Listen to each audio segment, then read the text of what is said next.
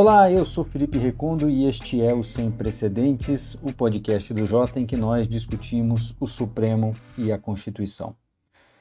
No episódio de hoje, nós vamos voltar a falar sobre a decisão do ministro Alexandre de Moraes. A gente vai lembrar que no episódio passado, quando eu terminei aqui a gravação com vocês, eu mencionei que nós estávamos gravando aquele programa numa sexta-feira e que provavelmente nesta semana nós falaríamos sobre a suspensão do X. O X ainda não tinha sido suspenso por decisão do ministro Alexandre de Moraes quando a gente gravou o episódio anterior, mas já era uma decisão que nós esperávamos.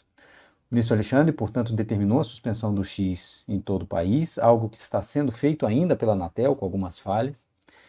Mas na sua decisão ele foi além da suspensão do X, como nós sabemos, inclusive impondo multa para toda e qualquer pessoa que usar de algum subterfúgio como VPN para continuar usando o X. Ou, nas palavras que estão na decisão, para fraudar a decisão judicial. Nós vamos ver que esse fraudar também tem interpretações distintas. Somado a isso, o ministro havia determinado também o bloqueio pelas operadoras e por lojas como Apple Store, etc., do fornecimento desses aplicativos, tipo VPN, para que as pessoas pudessem continuar a usar o X. Mas essa foi uma decisão que caiu e vamos falar disso também. E, em paralelo, o ministro Alexandre determinou o bloqueio das contas da Starlink, uma empresa que tem como sócio também Elon Musk, que também é o dono do X. E essa é uma decisão altamente controversa que ainda não foi submetida ao colegiado. A decisão sobre o bloqueio do X e multa para quem usar VPN foi submetida ao plenário da turma e foi confirmada essa decisão por unanimidade, com algumas entrelinhas que nós precisamos também interpretar. A decisão sobre a Starlink ainda não foi submetida e eu já adianto aqui que muito provavelmente ela vai ser revertida em breve também, essa decisão do bloqueio das contas da Starlink. E com muitas críticas internas de ministros do Supremo, críticas essas que não apareceram. Por último, e aí para nós começarmos aqui o nosso debate, há uma DPF, uma ação que foi movida pelo Partido Novo contra essa decisão do ministro Alexandre de Moraes. E essa DPF foi distribuída para o ministro Nunes Marques. E a gente vai discutir aqui, cabe a DPF contra a decisão de ministro do Supremo? E mais, cabe a DPF contra a decisão da turma? Aqui comigo, Ana Laura Barbosa, Diego Werneck, Juliana Cesário Alvim, nossos companheiros aqui de sempre, também no Sem Precedentes. Diego, eu queria começar por você, como a gente combinou, para falar sobre alguns pontos dessa decisão do ministro Alexandre de Moraes. O bloqueio do X, acho que estava na conta, nós mesmos aqui tínhamos falado na semana passada, né, com Elon Musk, não cumprindo decisões judiciais, decisões essas que nós já dissemos aqui são controversas, a gente não sabe qual o tipo de justificativa para elas, mas enfim, ele decidiu não cumprir. Essa decisão de bloqueio do X estava na conta. Mas e o resto? Felipe, foi tanta coisa na sexta-feira, né? Eu nem participei aqui do programa passado, ainda bem, porque estava difícil entender, porque o próprio ministro Alexandre de Moraes, ele recuou, né? Ou pelo menos ele suspendeu partes da sua própria decisão monocrática impondo alguma dessas medidas, né? Então, por exemplo, a questão a proibição para que a determinação para que empresas de telefonia, de tecnologia, né, não distribuíssem, na verdade era uma obrigação positiva, né, de adotar medidas para impedir o uso disso também, no caso das empresas de telefonia. Isso foi suspenso pelo próprio ministro, ele recuou e colocou isso em suspenso. Não recuou do tipo reconsidero, mas disse vou esperar a manifestação do X para ver o que eu faço com essa parte da decisão. E, além disso, o que ele submeteu para a turma também não foi toda a decisão. Então, tem parte da decisão dele que ele mesmo suspendeu e tem partes que ele não que ele não suspendeu, mas submeteu a referendo. É o caso da suspensão do X, né? A suspensão do X estava sujeita a referendo, mas já estava valendo a princípio, né? Isso ele não tinha suspenso. E tem partes que ele não submeteu a referendo porque estão suspensas. Essa proibição com relação às empresas, né, que poderiam disponibilizar apps que poderiam ser usados para fraudar a proibição, essa parte ele suspendeu e não submeteu a referendo. Então, essa ainda está no limbo, digamos assim, né? Não está valendo, mas se a gente segue a maneira como o próprio ministro Alexandre de Moraes formulou, está em suspenso, tá? Como uma espada pairando, um dia, quem sabe, ela pode voltar, e aí pode ser que seja submetida a referendo ou não. Mas é interessante que a decisão da turma, portanto, era sobre uma coisa que já estava valendo e uma coisa que ainda não estava valendo. A turma tinha que se manifestar sobre a suspensão do X, que já estava valendo, mas também sobre a multa diária de R$50 mil para pessoas físicas que recorressem, né, a expedientes tecnológicos como o VPN. VPN era, na verdade, exemplificativo, né, era uma dentre outras possibilidades, para tentar burlar essa proibição, essa suspensão do X. Então, é muito complicado mesmo entender o que estava acontecendo. Eu só observaria que a turma não se pronunciou sobre tudo que havia de controverso na decisão original do ministro Alexandre. São controvérsias que acho que podem voltar a aparecer no futuro. Acho que tem mais um ponto, Diego, que você não mencionou, e que eu percebi e escrevemos aqui no Jota e tivemos que mudar, que é o conceito, né? O que é usar o VPN para fraudar a decisão? O que significa isso? Continuar tweetando? Continuar escrevendo qualquer coisa? Falar sobre futebol? Sobre qualquer coisa? É fraudar a decisão do Supremo? Usar o VPN? Tem ministro que considera que não. O ministro Fux, na sua decisão, tirou, inclusive, votou para suprimir essa parte da decisão. Outros ministros falaram em reservado, Diego, que fraudar não significa entrar lá para falar bem do seu time de futebol. E nós colocamos isso, inclusive, na nossa matéria no Jota, e recebemos depois um comunicado do Supremo, relacionado ao ministro Alexandre de Moraes, dizendo: não, qualquer coisa que use para publicar qualquer coisa no X é considerado fraude. Então, mesmo entre os ministros havia um dissenso sobre isso. O que é fraudar a decisão do Supremo? Simplesmente usar o X é fraudar? A Ana Laura vai querer falar do voto do Fux aqui. Eu vou só, como um preâmbulo para isso, botar uma pergunta, Felipe. Será que, de fato, o ministro Fux colocou uma ressalva num sentido tão forte assim a decisão? Acho que uma coisa são os sinais que estão sendo enviados, mas como é que esses sinais vão, de fato, impactar no futuro, eu acho que é uma questão para discutir. Juliana, queria ouvir você e depois a gente ouve a Ana Laura sobre isso. Falar um pouco sobre VPN, porque eu acho que foi a parte mais polêmica da decisão. É aquilo, tem gente que diz o seguinte: o ministro Alexandre, no macro, ele foi absolutamente previsível, o bloqueio do X era previsível, mas quando ele coloca essa história do VPN, aí ele vai para um campo um pouco mais perigoso. Felipe, eu acho que sim, acho que foi a coisa mais polêmica junto com a questão da Starlink, né? Mas essa questão do VPN, sobre como está sendo colocado, eu acho que também tem um elemento que vale a gente discutir, porque acho que isso está sendo retratado de alguma maneira como um recuo, né? Acho que o próprio Diego apresentou dessa maneira, um recuo do Alexandre de Moraes diante das resistências a essa parte, né, da ordem. Mas é interessante que esse recuo, de alguma maneira, ele amplia até, né, o objeto da ordem, quando você fala em subterfúgios, como o uso de VPN não restringe ao uso de VPN. Então, isso que a gente está falando, qualquer uso de VPN é subterfúgio, é uma pergunta, mas qualquer outra coisa também não pode ser subterfúgio, né, para burlar a decisão do Supremo. Então, acho que é um recuo, mas que, de alguma maneira, até amplia aquilo que estava sendo colocado. Então, não sei se essa descrição ela corresponde exatamente ao resultado do que está ali. Acho que a direção é essa, é uma direção de recuo, mas se a gente olha o texto da decisão, me parece que abre até mais margem para outras possibilidades de outros mecanismos, inclusive próprio uso, né, uso regular do Twitter, até, digamos, num outro país, né, sem uso de VPN, mas para tratar dos temas relacionados possa ser considerado um subterfúgio.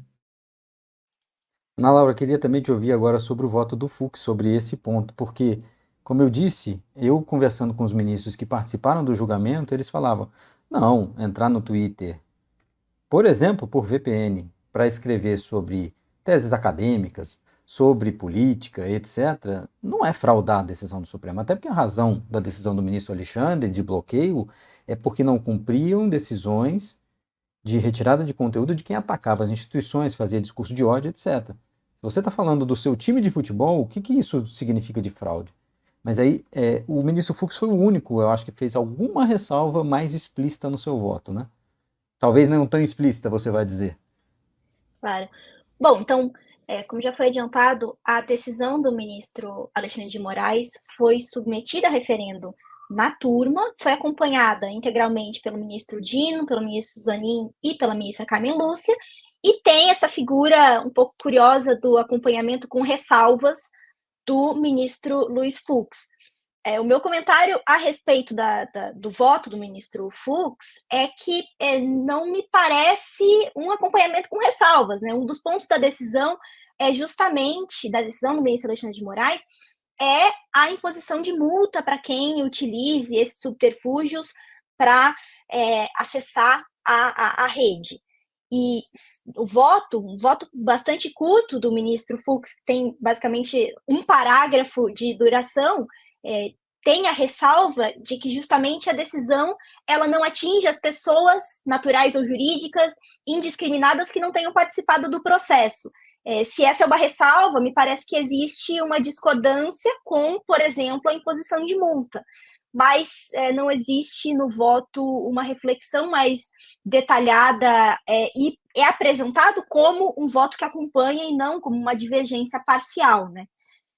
Lógico que, dado o contexto e dado o fato de que acabou se tornando uma disputa pela autoridade do Supremo, digamos assim, é até compreensível que o voto tenha sido enquadrado dessa forma, e de todo modo ele ficaria vencido se ele fosse colocar uma divergência, então poderia ter essa antecipação de que os outros ministros já acompanhariam e não valeria a pena divergir, então talvez por esse motivo tenha sido enquadrado dessa forma, mas eu acho que é interessante pontuar que se existe essa ressalva, então parece existir, na verdade, uma divergência parcial. Eu tava aqui comentando com o Diego. O Diego, pode voltar também, mas eu estava dizendo, né? Se há esse desentendimento entre eles sobre o que é fraudar ou não é fraudar, isso deveria estar expresso. Inclusive, quando os ministros falavam isso, né? Eu não entendo que escrever sobre futebol seja fraude. Mas isso não dá no seu voto. E aí ele fala, mas não precisava estar. Não precisava, né? Senão a gente não estaria discutindo isso aqui, inclusive. Não, isso, por que precisava? Porque a decisão que foi submetida a referendo não tem essas ressalvas. A decisão que o ministro Alexandre submeteu, ela pode até, como a Juliana observou, ela tem uma formatação que tem um critério, o critério de fraudar, mas pode ser que haja uma expectativa dos ministros de que esse fraudar vá ser usado apenas no sentido de acessar o Twitter por subterfúgios para praticar certos crimes. Mas a decisão do Alexandre não usa isso como fundamento para suspender, não é? Vamos suspender o Twitter porque tem crimes sistematicamente ocorrendo e temos que ir atrás de pessoas. Primariamente a desobediência, embora ele mencione também, em algum momento, a proximidade das eleições, primariamente a desobediência, a recusa em cumprir as ordens.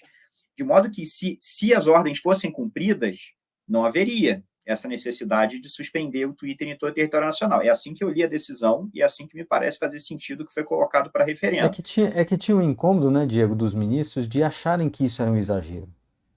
De imediato, quando saiu o VPN, todo mundo, né, que estava olhando isso falou, bom, qualquer pessoa, isso foi o que mais chamou a atenção, né, a Juliana mencionou isso aqui, uma das coisas que mais chamou a atenção, multa para qualquer pessoa, 50 mil reais de multa, se a gente olhar na imprensa internacional, isso chamou super atenção, tanto quanto a suspensão do X. Então, alguns ministros, e que participaram dessa sessão, achavam que era um exagero a multa para qualquer pessoa. E estavam querendo dar uma interpretação de que não seria para qualquer pessoa. Seria para quem tivesse esse mesmo ânimos, né, de continuar em discurso de golpe, etc, etc. Mas realmente não é isso que está lá. Eu acho que faz sentido que eles tenham essas ressalvas e essa leitura do que seria a leitura ideal da decisão ou a decisão ideal.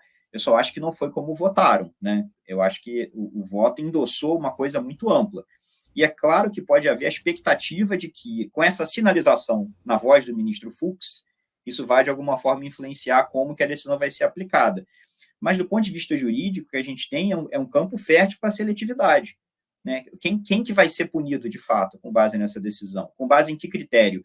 É porque você está praticando, sei lá, discurso de ódio na véspera das eleições, usando VPN, ou porque você simplesmente está dizendo assim, não, eu vou usar VPN mesmo porque eu não concordo com a decisão do Supremo, isso é absurdo, vou continuar usando. Isso é suficiente para ser fraudar a decisão ou tem que ter o outro componente? Então, assim, me parece que a gente está num terreno em que os ministros, de alguma forma, formalmente, deram ainda assim um cheque quase em branco para o ministro Alexandre nessa decisão. Podem lá na frente revogar esse cheque em branco, conter? Pode ser, mas no momento, me parece que, e não estou negando aqui que ele já recuou em parte em algumas coisas que estão em suspenso, mas o que foi colocado para referendo, eu acho que é bastante amplo em termos do que permite, Sem e os dúvida. ministros endossaram.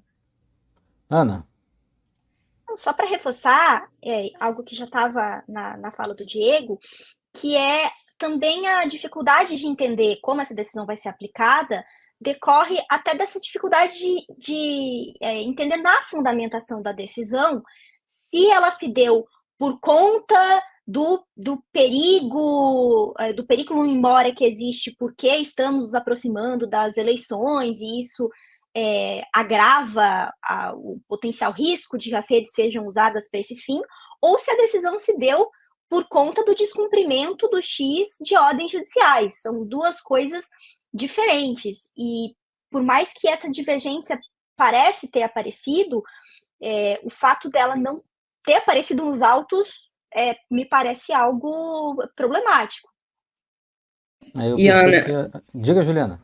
Não, eu ia falar que talvez essa confusão nem ajude a força da decisão, né? Porque eu acho que, como o Felipe mencionou, com relação à suspensão, né, do Twitter, do X, ninguém estava muito discordando, né, por descumprimento de ordem judicial. Quando você envolve uma dimensão substantiva relacionada, seja a eleições, seja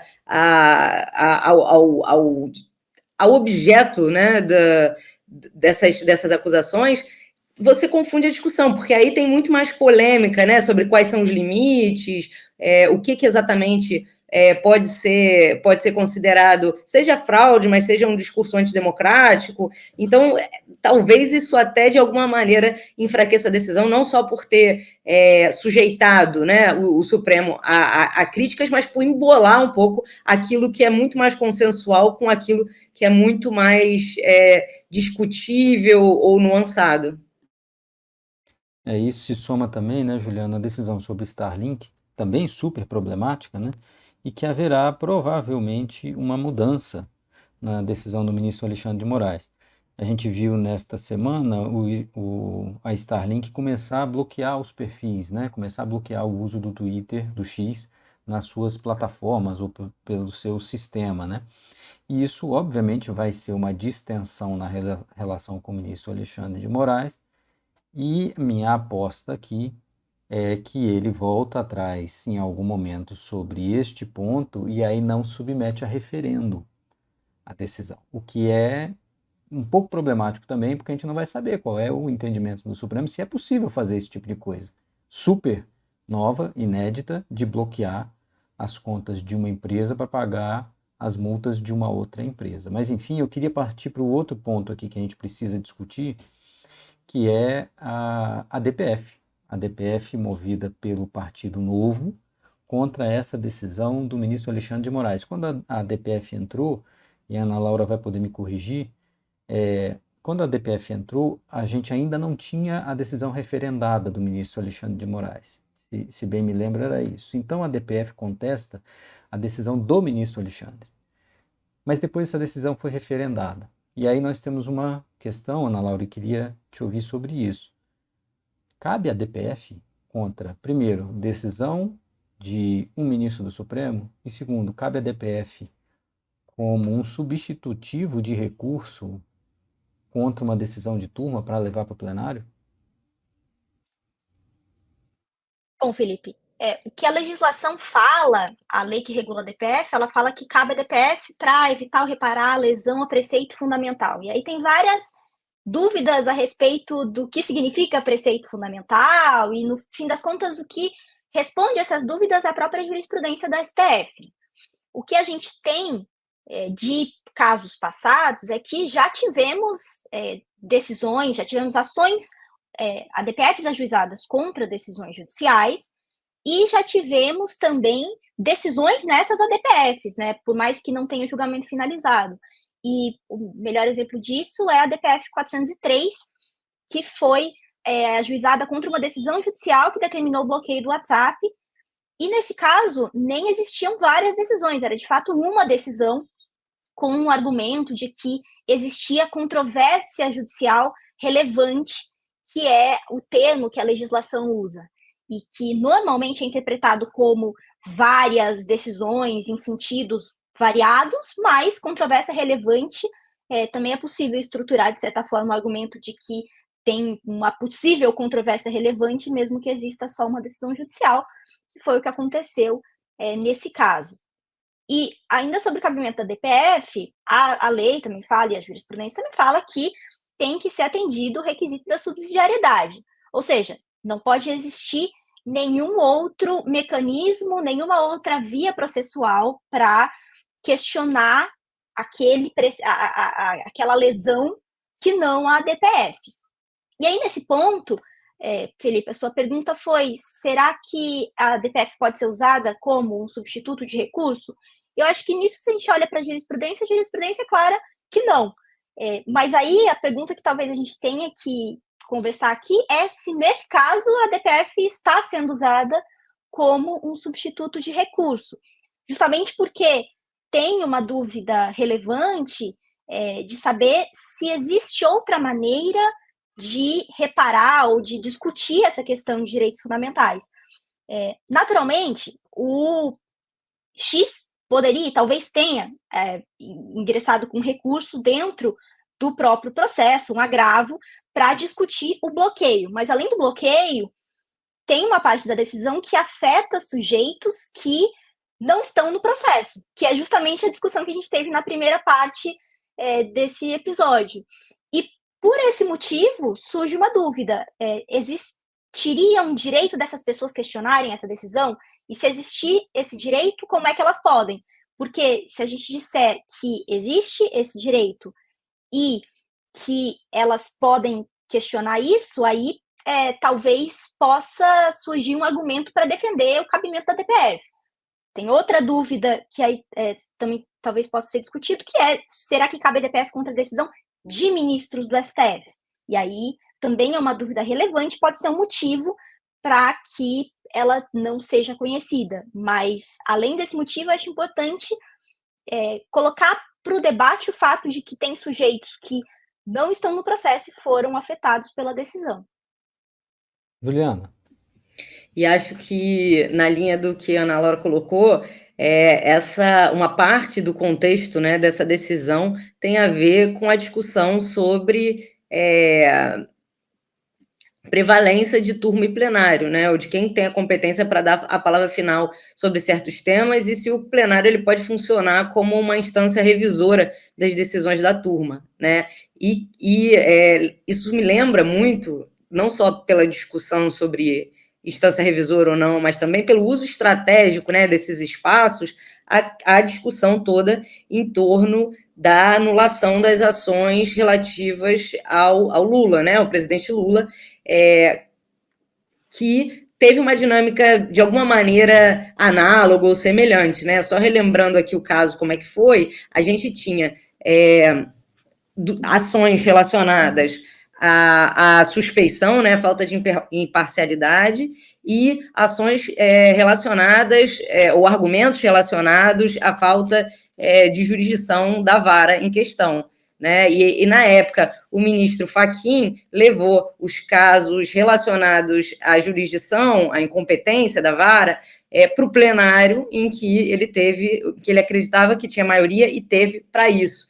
Mas na turma, um caso que também era de relatoria dele, mas que estava com vista, né, do ministro Gilmar Mendes há alguns anos, e que tratava da questão da imparcialidade, o ministro Gilmar, como presidente da turma, pautou esse caso, e acabou sendo decidido também, né? Então, nesse sentido, se acrescentou essa dimensão da imparcialidade que, na época, né, foi muito observado que o ministro Fachin estaria tentando evitar, né, esse fundamento. Então, é interessante, e essa questão foi discutida, e, na ocasião, o Supremo reafirmou, né, a soberania, digamos assim, da turma, quando dava uma decisão. Então, acho que, nesse caso, de alguma maneira, esse debate ele também está colocado na medida em que a decisão, como vocês mencionaram, não é mais a decisão monocrática do ministro Alexandre de Moraes, mas uma decisão da turma. Diego, cabe ou não cabe a DPF? Olha, acho que se a gente pega a legislação, como a Ana Laura descreveu, e o que seria uma preocupação com as consequências práticas de você interpretar de um jeito mais ou menos expansivo, eu acho que não deveria caber a DPF contra decisão de ministro do Supremo. Mas o fato é que o Supremo já expandiu muito. O Supremo já aceitou a DPF contra decisões judiciais no passado, e o argumento que foi considerado convincente pelo tribunal era de que, bom, você poderia, em tese, talvez até recorrer para o Supremo de uma decisão judicial, mas havia uma questão de impacto nacional sendo decidida de maneira divergente ou potencialmente divergente por outros tribunais, e que, portanto, a melhor maneira de você resolver o problema, não o seu caso concreto, mas a questão jurídica mais ampla, era você recorrer à DPF. Né? Claro que esse é um juízo bem fluido, mas é um juízo fluido que o Supremo, no passado, já usou para flexibilizar essa ideia de que a DPF é subsidiária, né? Só pode usar quando não tem outro meio eficaz para conseguir o que você quer. Se o que você quer é uma resposta geral para um problema de constitucionalidade, às vezes o Supremo aceita a DPF, mesmo quando ainda tem algum recurso possível. O problema é que, nesse caso, é uma decisão muito heterodoxa também. Ela coloca algumas perplexidades aí para a gente pensar se tem outro meio eficaz.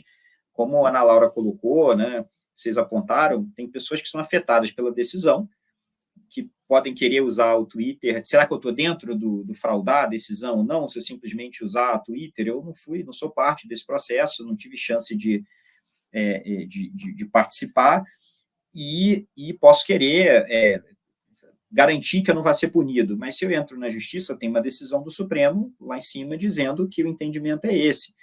Então, pode fazer sentido dizer, bom, eu preciso de uma resposta do tribunal todo, né, para que não fique dependendo, quem sabe, de outras posições em outros inquéritos, para saber como que as turmas vão decidir esse tema no futuro. Eu consigo ver aí um cenário para você argumentar que é preciso uma resposta única do plenário sobre esse tema.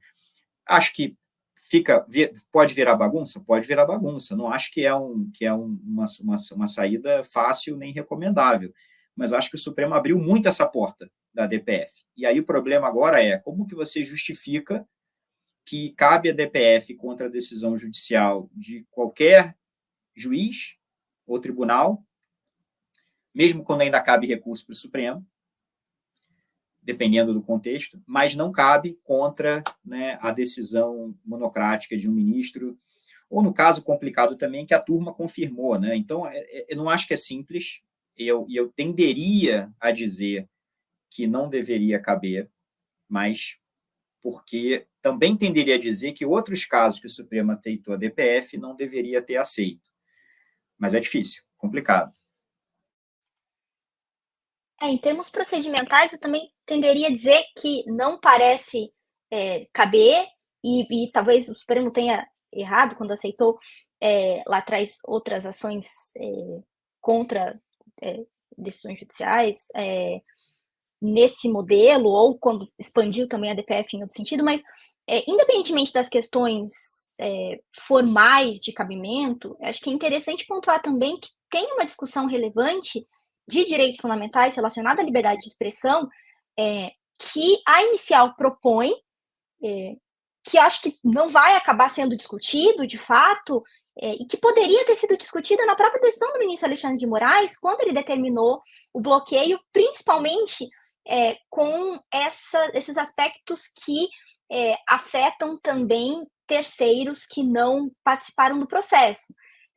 Um argumento na inicial é que tem uma violação, ou uma possível violação, à liberdade de expressão, E a liberdade de imprensa. E aí tem várias perguntas que não são só preciosismos acadêmicos, que são perguntas interessantes para a gente entender o sentido e o alcance da liberdade de expressão, como indivíduos têm um direito subjetivo a acessar uma certa plataforma como parte da sua liberdade de expressão.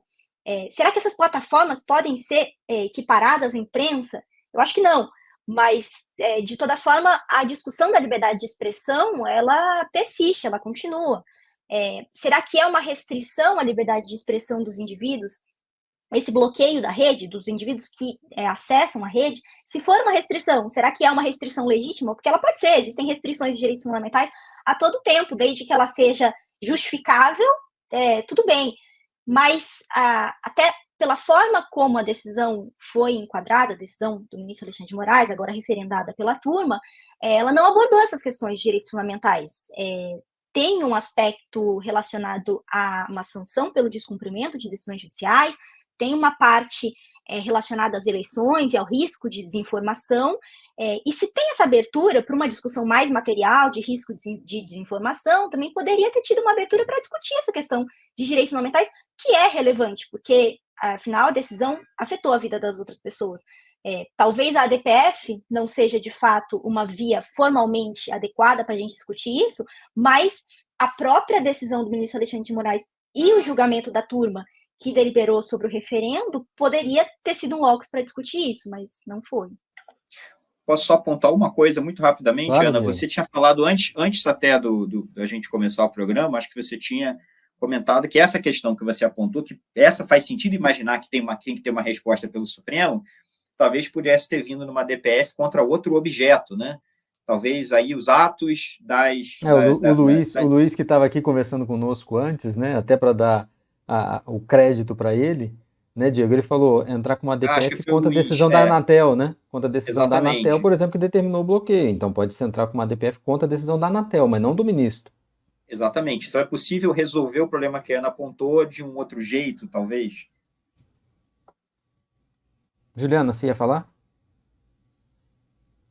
E aí me lembra de novo do caso Lula, né, daquela discussão sobre habeas corpus e as ADCs, sobre prisão em segunda instância, enfim, sim, essa verdade. dinâmica de novo, eu acho que eu estou com isso na cabeça, mas essa dinâmica de novo, caso concreto, decisões específicas e a grande questão de fundo sendo questionada por, aí sim, ações no controle abstrato contra ou a favor, no caso era até uma ADC, né, de previsões mais genéricas.